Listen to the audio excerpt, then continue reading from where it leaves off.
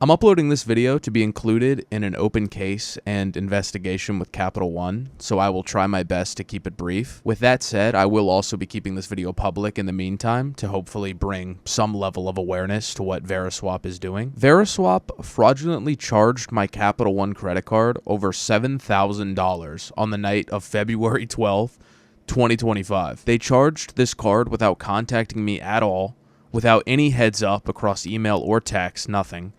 And of course, without my consent. It has been over a week now since these charges, and they still haven't emailed me at all. I am being left only to assume that they have some sort of ongoing issue with me that I would be more than happy to resolve if they'd actually bother reaching out to me. Or the more concerning option is that this was somehow a mistake, and that they go around thinking that they have the ability to just charge people's credit cards these obscene amounts of money. In any case, I have no clue, as they have not contacted me at all. It is now February 19th, around a week later, and the merchant still has not communicated with me at all anywhere.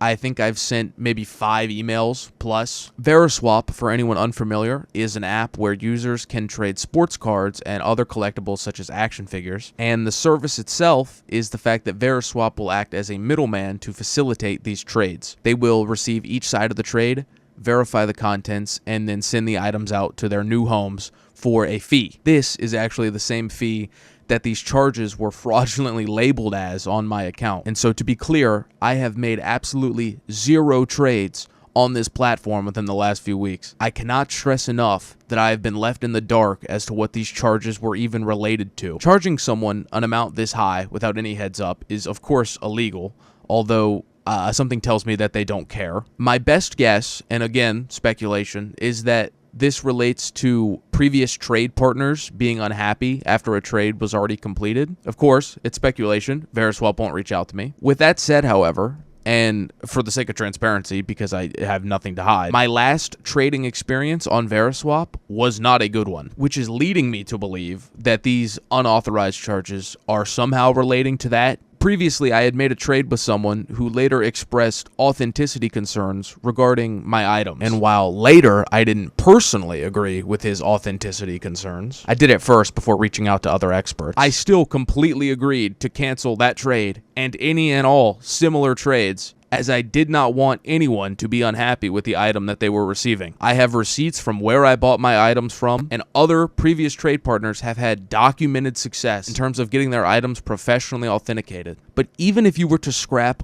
all of that, the entire premise of Veriswap, and really any trading platform for adults, is 2 consenting adults do their own due diligence and commit to a trade. I mean, there's not even a button to cancel a trade on Veriswap. That's how seriously they take your commitment. You have to reach out to their support team and pay a fine if you want to cancel. You do your own research, you agree to a trade, and you pay the Veriswap fee for them to facilitate it. If this is the reason that these charges were made, I'm just going to continue.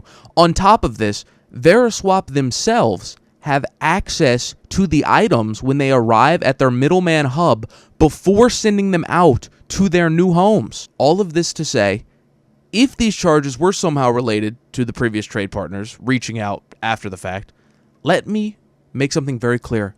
I will gladly take the action figures that I traded back, the same way that I previously did before. I never once had a problem with this. That is also documented. I was happy to do it.